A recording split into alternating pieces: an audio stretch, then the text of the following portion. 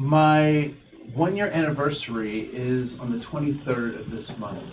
So I will have been at Mayo for 1 year. And so for many of you, in terms of Mayo time, I haven't been born yet, right? So people, I hear lots of people say, well, I've only been here 15 years, so I think that's interesting. But in my first couple of weeks, folks ask me and people continually ask me, what do I think about Mayo, or what do I like about Mayo, or whatnot. And the thing that really strikes me is how committed we are to the values. And so when the work that I do every day is really centered around the values, right? And so we'll talk about that. And I believe that not just the value of respect, but we can find all of those values related to diversity. And so hopefully you'll see that in this presentation. Another disclaimer is, by trade, I'm a classroom teacher. So standing behind a podium is very painful for me. So you may see me drift or wander as we progress. I also will have, I know folks are eating lunch and whatnot, but I do have some handouts. At some point we'll get those out, and hopefully people have pens, because we'll also be interactive in a couple of activities. So, well, let's get going on this. So we've seen the objectives. These are the goals and purpose. Those were rolling earlier. So let's just jump into this. So first of all, we have some very specific things that we mean in the Office of Diversity and Inclusion around diversity and inclusion, right? And so oftentimes, what do people go to as their first thought about diversity? Are differences, right? And what might be some of those differences that people go to as things that they think make us different? So religion, race, gender, anything else that people go to as those things that they think make us different? Disability, age, right? So these are the go-to places, and then people try to make or either define others or make decisions about others based on those things. And I'd like to let you know that oftentimes we can miss opportunities to be more effective with folks, right? And so in the Office of Diversity and Inclusion, we want folks to think about diversity as not only just our differences, but also our commonalities simultaneously, right? I'm able to speak to you today because we have some differences and we have some commonalities. Why is it that you're able to understand what I'm saying? Because I'm speaking English, and we have that in common, right? We have that in common. Did we all learn English from the same set of people in the same types of places? We certainly did not, right? For some of us, English is our second language, or our third language, or our fourth language, and some of us it's our primary language, right? And so we have those commonalities and those differences. We also talk about inclusion in a very specific kind of way, right? So it's creating environments where individuals can give their collective best and reach their potential. Why is it important to create environments that do that?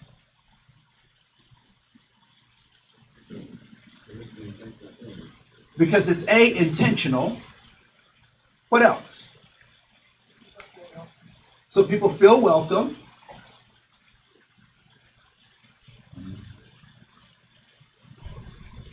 Anyone bought a tropical plant and tried to leave it in the ground year-round in Minnesota? Right? So I have this big banana plant, and the leaves are just like huge. They're huge. But I can't leave my banana plant outside year-round. Why? Because the environment isn't conducive for success of a banana plant, right? So when we think about inclusion, we're talking about creating environments because they are intentional, but also because they are nurturing to what we're trying to build, right?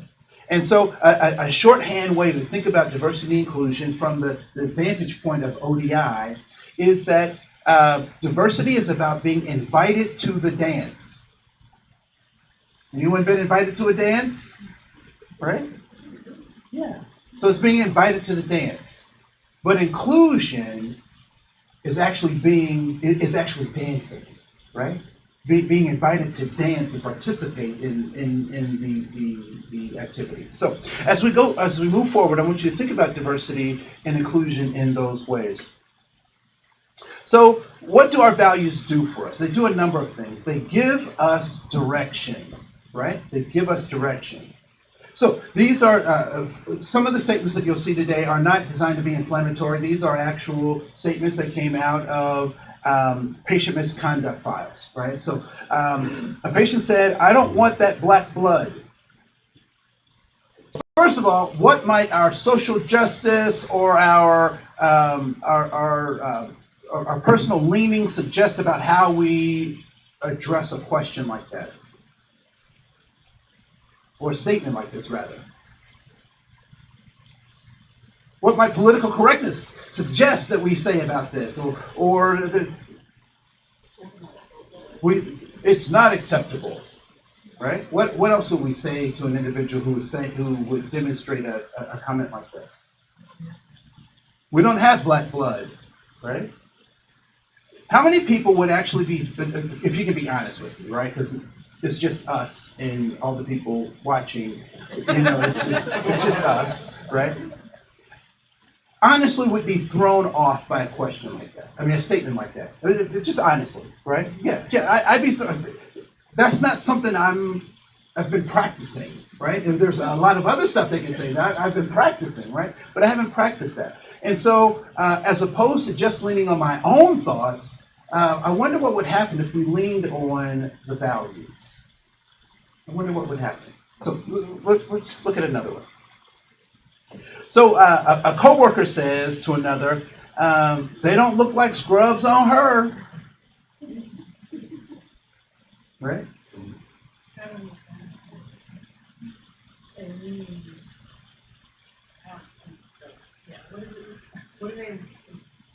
What could they be insinuating? Maybe it's a heavy individual. What's the implication of a scrub? What is a scrub supposed to be like? They're supposed to be comfortable. Are they glamorous in any way? Typically not glamorous, right? So it could be insinuating that this individual makes these scrubs look glamorous in some way, right? So they, so I can't say exactly what they meant, but it does have this flair of this kind of double meaning, right? So could be benign, but also could have other implications. Context is also important, right? But what might our social justice or political correctness say about this kind of statement? How might we address that? Yeah, so what does that mean? That's not appropriate, or maybe you made me feel uncomfortable, or those things. But I also wonder what would happen if we leaned on our values.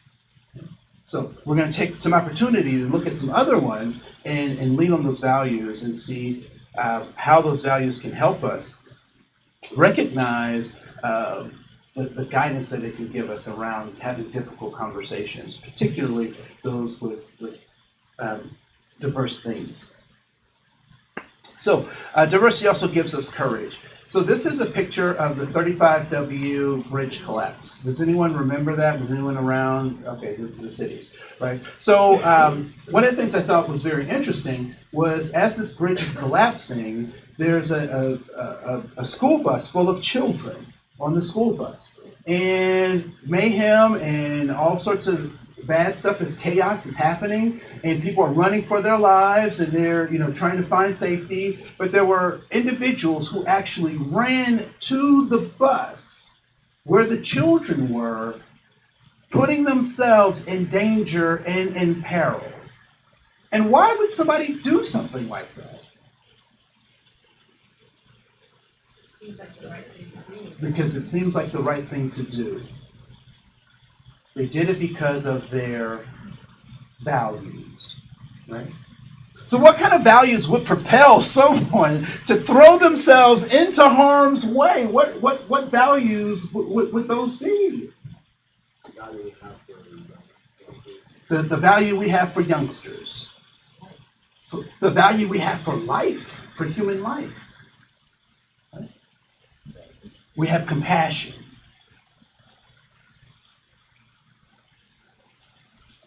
And so our values give us courage to step up when we don't have the right words to say. Do you think any of those people who ran towards that bus looking to save those kids had practiced that, necessarily had the skills to do it, had the resources to do it? Probably not. But those values compelled them to have courage without all of those things that we think we're supposed to have before we act, before we do, before we engage. We say, I don't have it, I don't need, I can't, I don't speak, what I don't do, I don't know what to, right? Our values propel us in such a way that that it gives us courage. So here's our activity. So I have handouts right here. And they're folded into multiple groups. So if you can give folks just one. Just one? Yep. Go on. Just take one after that.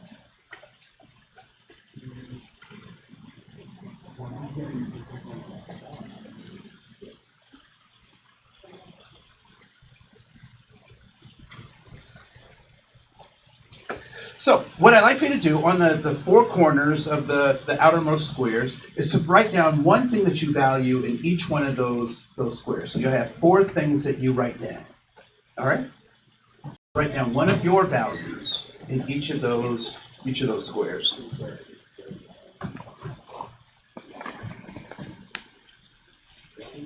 So a value could be something that you, so one of your values could be a thing like a motorcycle or a cabin home. It could be a place like Belize or Bemidji. It could be a concept like justice or freedom. It could be a person, a significant other, a grandchild. One thing that you value in each one of those outside circles.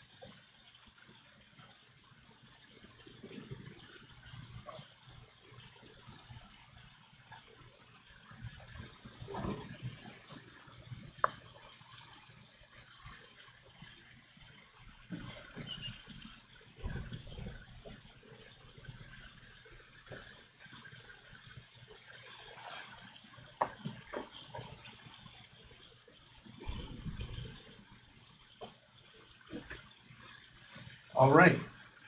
I can't see. Where are people? Are you folks at least have three? Is it right? Have four? Okay, nod if you at least have three. Nod.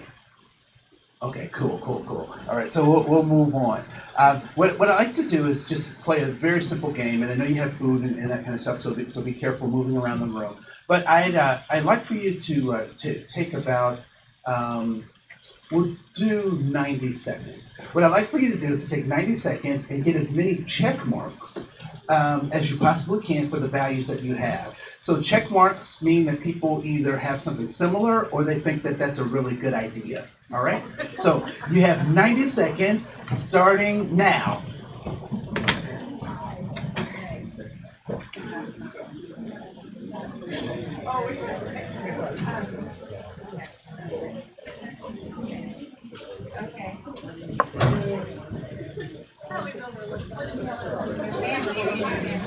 Yeah, look.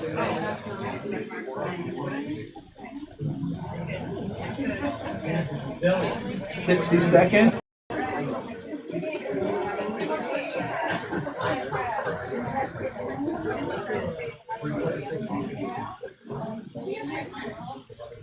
Andre, keep going. Yes, keep going. So once you find, get as many checks as you possibly can on all four. As many checks as you can.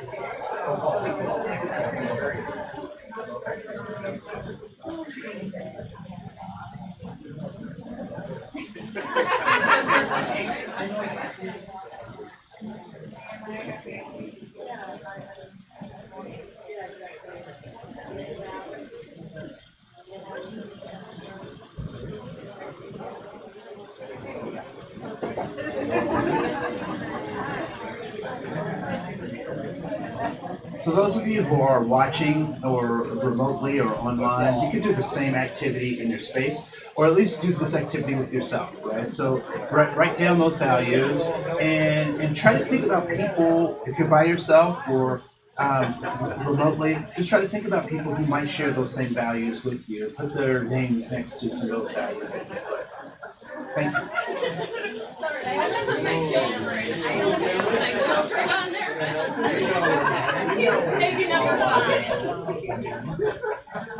4, 3, 2, 1, and game over. Scorpion wins. Any Mortal Kombat fans here? Okay, cool. Scorpion wins. So, it should be pretty obvious what the goal of this activity was, right? So what ultimately was the goal of this activity? What do you think the goal was? To see how our values align. That we share most of our values that we share. So using ODI's definitions, we were looking for our commonalities and our differences. Right? And so it's very clear that we do have commonalities and we also have differences. One thing I will tell you, and sometimes people get confused by this, and I actually get confused myself, right? So I was not born black. And I know some people are like concerned. It's okay. It's not a reverse Michael Jackson thing. I'm good, right? So when I was born, there were 3 categories of race on my birth certificate: black, white, and other. And so when the nurse was filling out all these forms and whatnot, she had a choice. And so she looked at those 3 options. She looked at my parents, and she looked at me, and she looked at her options. And guess what she chose? No, black. Right? But the thing that I find very interesting is, what was I before she made that distinction? I was born human, right? But being in the United States made me black. And if I was born someplace else, I'd have a different designation, right? But you know, there are no Hispanics in Mexico, right? When they're in Mexico, they're Mexican. But when they're here, when they come to the United States, they become Hispanic/Latino. Right? So that's important. So were there things you saw in other people's papers and you were like, why didn't I think about that? I do value that. I should have wrote that down. What were one of those things that you saw? Integrity, right? One more. Empathy, all right? Were there also things that were hard to find people to put a check next to, or you actually didn't find someone to put a check next to it? Was there one that's, what was that? No one values knowledge. No one valued knowledge. Please raise your hand if you value knowledge, even if it wasn't written on your paper. You value knowledge. So you're not alone. You're not alone. All right. So I want you to think about these commonalities and differences, because when it comes to our values, we share so many more values. And it's the environments that we're in that dictate how those values show up, right? The short story, we'll talk about it during this part, right? So what is it that human beings are after? We're after 3 things. I like to kind of boil it down to 3 things. Abraham Maslow talks about 5 or 7, depending on what methodology you follow.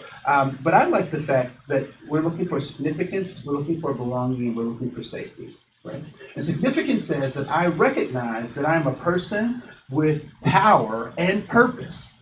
So I wasn't born on an accident, even if it was accidental. I have a purpose, either one that I find, or one that I decide. I am going to be this kind of person. And so I have significance, I have purpose. And so we're all looking for that significance. We're also looking for belonging. We're looking to be in relationships with people who understand our purpose. We're looking to be in those relationships. I wonder for you if it's true for you the way it is for me, that the people that I choose to surround myself with actually are people who recognize my purpose. They recognize my power, even when my own family doesn't. Right? So the people I surround myself recognize my purpose and power. So I want to connect with them. And then lastly, we're looking for physical, mental, emotional, spiritual safety. We want to be able to be in relationships with people that are safe, and we want those people to recognize our significance. So we're all looking for significance, belonging, and safety. Right? So why do kids join gangs? They can probably get all three from them, right? Why do kids join 4-H? Same reason. So wait a minute, you're telling me that 4-H kids are just like gang kids? Yes! What's the difference between those two? Possibly environment, the goal of the organization, right? And also probably the opportunities, right? So I was teasing with University Extension in Minnesota. Extension programs do a lot with 4-H groups. And I said, what would it be like, Extension? And they must have appreciated, because they invited me to come back and talk again. Sometimes it doesn't happen. But so they invited me to come back. And so what I asked them, I said, what do you think would happen if the University Extension adopted gangs? And they chuckle, like many of you. But seriously, if the goals are the same, the problem is the methods, right? So is there leadership development in a gang? Yes, there's leadership development. Are there strategic problem-solving opportunities in a gang? There certainly is, right? The problem typically is that it's misguided in some way, right?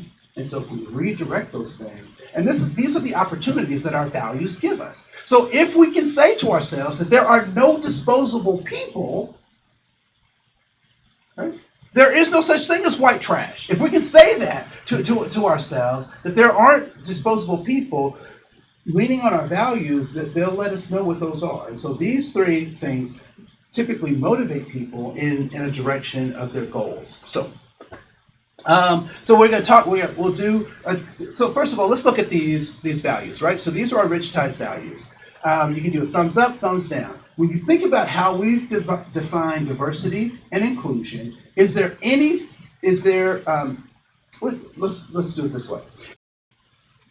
Put a thumbs up for every aspect of, or thumbs down, you choose, as we think about diversity and inclusion as we've defined it, which is on your front page, that's incongruent. So if it's incongruent, if one of these values is incongruent with diversity and inclusion, give it a thumbs down. If it is consistent with diversity and inclusion as we've defined it, give it a thumbs up. All right? So I'll give you about maybe 30, 40 seconds to circle, highlight, check your thumbs up, thumbs down.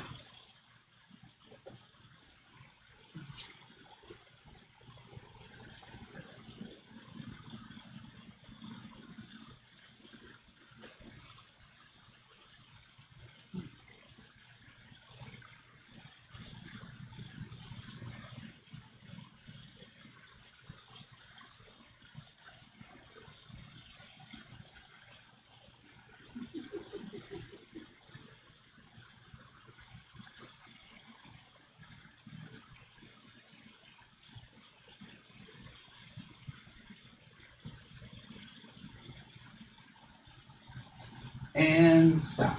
What I want you to do is just get elbow partners, circles of three or whatnot, and I want you to talk about what this looked like for you. These thumbs up, thumbs down as related to diversity and inclusion. I'll give you another 2 minutes for that.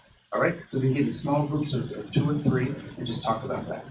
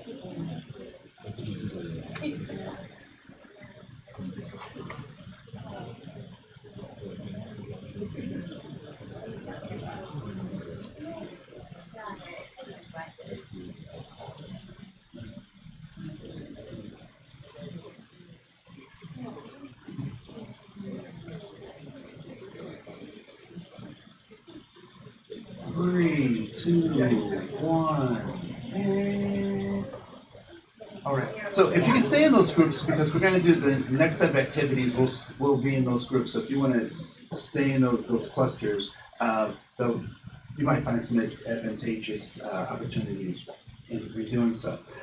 But as you were going through that list, as you were going through the list and looking at how those things relate to diversity and inclusion, what did you find? As you were talking with your neighbors and you're looking at this list, what did you find about these values and their congruency with diversity and inclusion? That they're all relevant, all right? How is it that all of these are relevant? What does innovation have to do with diversity and inclusion?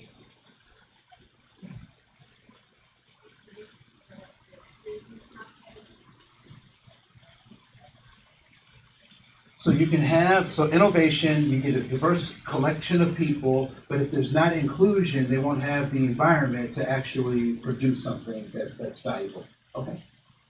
What about healing? How does that relate to commonalities and differences and inclusion?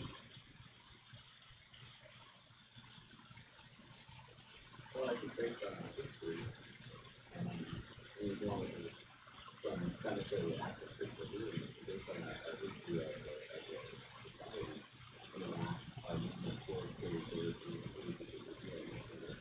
So it's a healing act of itself just to be together as human. well, be open to make sure that you're thinking about those Okay.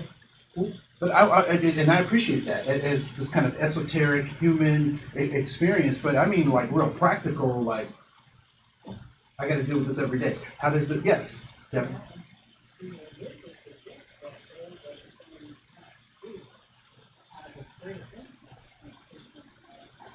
Okay.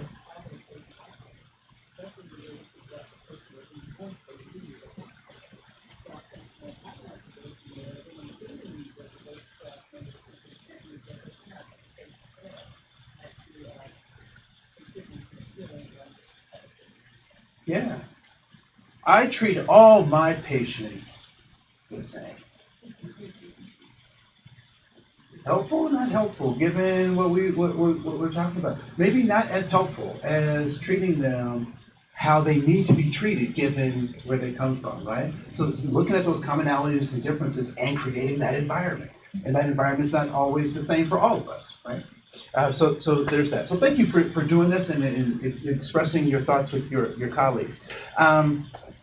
Here's some things to kind of think about, some data to think about as we look at values, right? So in the Mayo Climate Assessment that was most recently done, 77% of employees said that they have to cover or hide or change, augment something about themselves to work in this environment.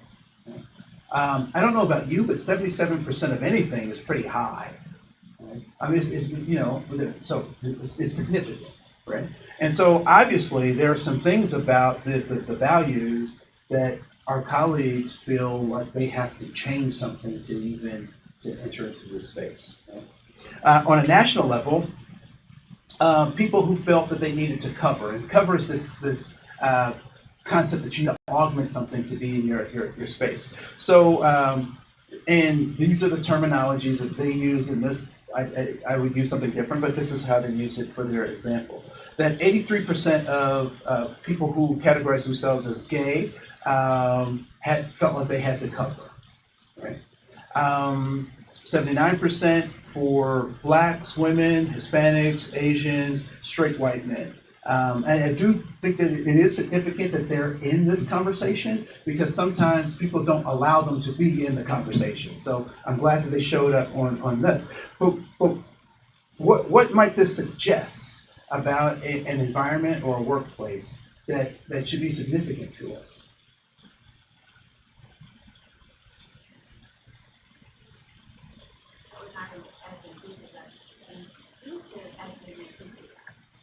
So oftentimes big companies aren't as inclusive as they think they are. What else might this suggest? It's not just one group, it's all groups. What else might it suggest? So if I'm spending 77% of my time doing this, what's being lost? Diversity of thought, productivity, innovation, could be respect, compassion, healing. So if I'm thinking about all this other stuff, I'm not thinking about the kind of stuff, or I don't have the energy or so I'm giving 33% of my yes. I have a question. Have you asked this question? No. Yeah. So there are so particularly in that with that 77%, that was a way to get to that question, but we haven't broken that down yet. Probably. Yeah, probably. Yeah. No, you didn't. In the 2015 climate survey, we participated on that way, but our off-gas satisfaction survey, people were very aware of access to the climate surveys online and the climate assessment surveys toolkit, the off-gas survey, because last year the pulse survey did not break it down by the so in 2015, we be able to access it. I'd have to look back, I wasn't clear for that. But we'll make note to think about that as we move forward, right? So when we think about this idea of values, and we look at our rich ties values, are we about inclusion or are we about tolerance? Given our rich ties values, right? What does tolerance suggest? Anyone had that relative that stayed a little too long? Right? Did you just put them out? You know, like, you said you'd be out here by Tuesday. Here it is, next Saturday. Get out of here. Did you do that? No, what did you do? You tolerated them. Why? Because you want to keep peace with your wife. right? Because you knew at some point it would end. There would be an end to this, right? So you tolerate it. When we think about our rigidized values, does toleration have anything, it can be reflected in our values? I would suggest probably not. Right? And so inclusion, however, does. Right? So I'm gonna put up a couple more frames of ways in which the outside world tries to frame the conversations around diversity and inclusion. And so for these next slides, what I'd like for you to do is to just get into small groups and decide which of these they are. It'll be pretty evident, but I want you to have some values-based conversations about how you would address that, right? So it's not just that it's not tolerance, but actually inclusion is supported by our values, right? So these next slides, I want you to do the same thing. So here we go. Is it equal opportunity that we're after, or reverse discrimination? So talking to groups, I'll give you about a minute or so to come up with your answer. Reverse discrimination is that my group is now the new target because other groups are getting all the good stuff, right? So that's the short version. So I'll give you about a minute or so to kind of talk about that. All right?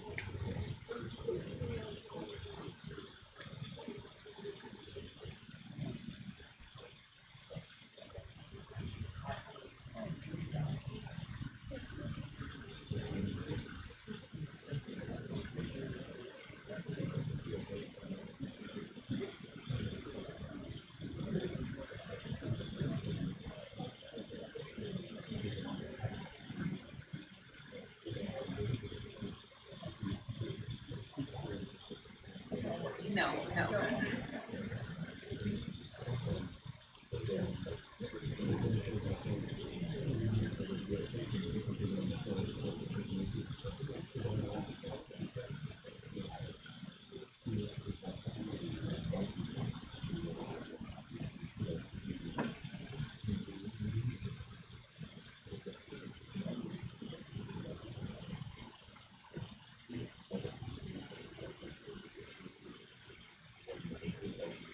All right.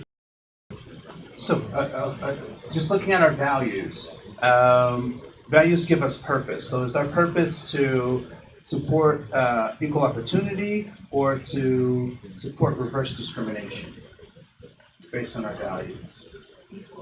Equal opportunity, right?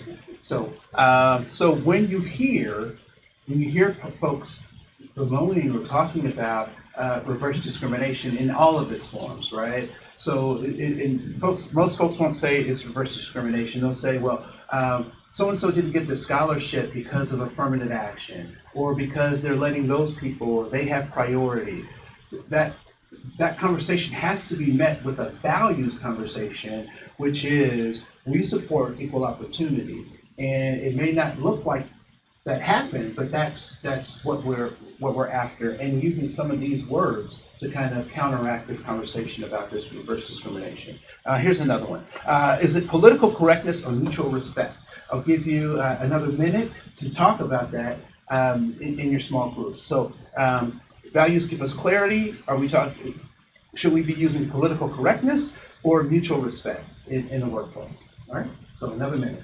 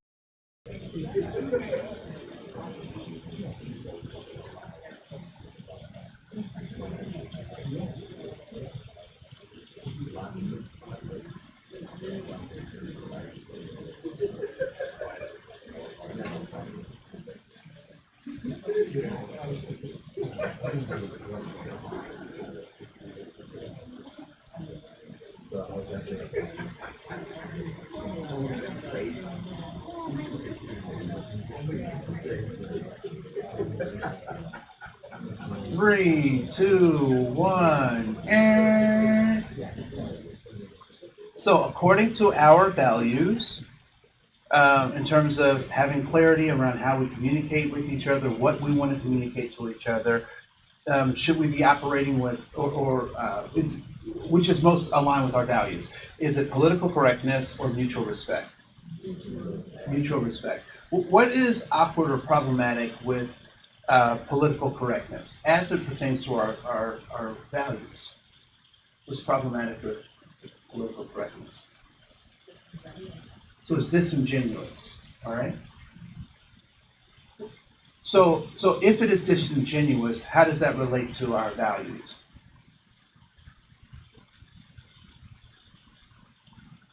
Yes.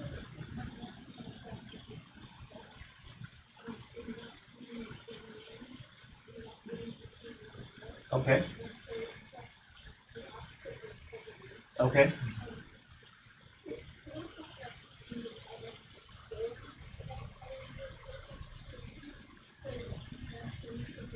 Okay.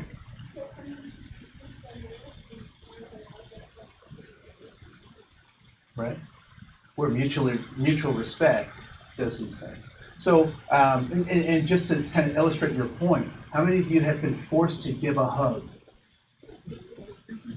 Right? And then when have you elected to give a hug? Has there ever been a difference between those two? And I would suggest that's the difference between this political correctness stuff as well as the mutual respect. The last thing we'll do together, equality of service or equity of service. Equality in service or equity of service. Right. So the nuance is important. So what are your thoughts? Equality in service or equity of service?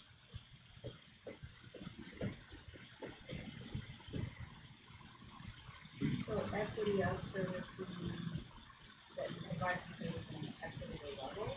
Yeah. Okay, and equality of service would be.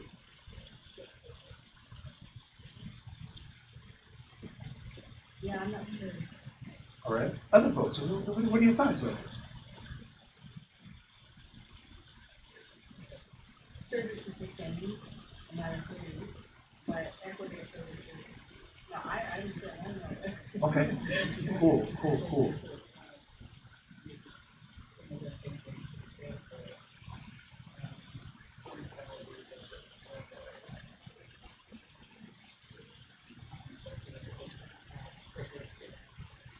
Okay.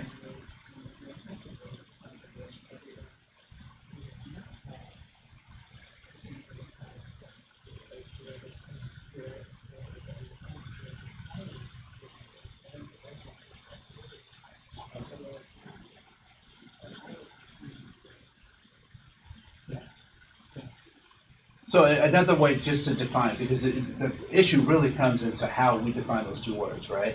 So equality is giving everyone a pair of shoes. Equity is giving people a pair of shoes that fit, right? Giving people pairs of shoes that fit. And I would suggest that this is a tricky one, which is why I wanted to do it together, because it can, right? So we want to deliver the same great quality of care to everyone. And we want to give people what they need, which means it might be a little bit different. Right? So we want to do both of those, which is why, again, I wanted to do that together. So, and as we start thinking about closing these things down, we have to recognize that values drive everything we do. Everything we do is driven by our values. The clothes that we wear. How come folks aren't in, it's still pretty warm outside. How come we're not in beach attire? It certainly would be more comfortable, right? What's that? Oh, it's against the dress code. Well, that too, right? So we value our jobs. I mean, it can be that primal, right? But the style of tie, there's no dress code that says you have to wear a particular, pattern of tie or a particular way, exactly where you're supposed to put your name tag. Although I think some people are trying to work on that. No, just easy. But you certainly have a number of choices that you can make in that. And so why do you make those choices? It's because of your values. The car you drive is a statement of your values. Where you live is a combination of the statements of your values and how much you make. But everything that we do is a statement of values. And so if we ever bump into not understanding why we do things, we can back up to our values and say, you know what? I know that this has something to do with my values. I now need to ask myself, why is that, right? But also, when I relate to another person, what do I also recognize about that person? That they operate from their values too. And so if I say, your value is dumb, how far am I going to get with that other person? Right? So we mentioned earlier that I taught middle school and high school, and I used to be the pull up your pants police. Right? So the kids would do the thing sagging where their pants would be really low, and I'd be writing demerits, and I got so good at it, I started doing it in public. Right? So I'd see people, and I'm like, oh, you need to pull your pants up, And the interesting thing is, people actually would do it, which I don't understand how or why that would happen, right?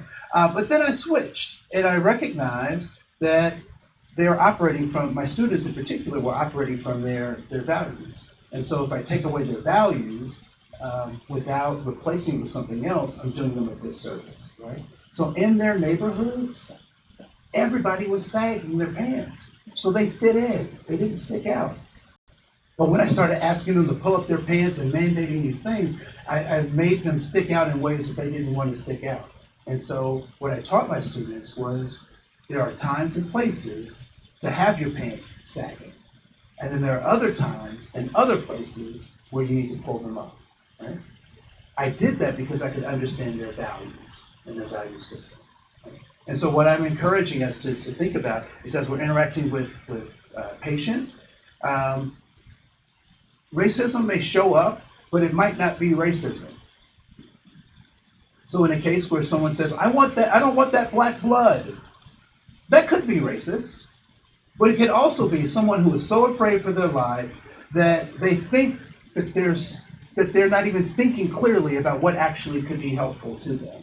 And so for me to just go straight to, well, that's racist, you can't say that, without getting to that underlining thing, compromises some of our values, right? So this idea of compassion. So even to those people we don't like, or the people who don't say things the way we think they should say them, we have to offer compassion. We have to be respectful. We also have to set limits. I'm not suggesting that we take abuse, but we have to recognize that they're operating from values as well. And the more you can understand another individual, the better grasp you'll have on yourself. Better grasp you'll have on yourself. And then lastly, how do we have D&I conversations using our values?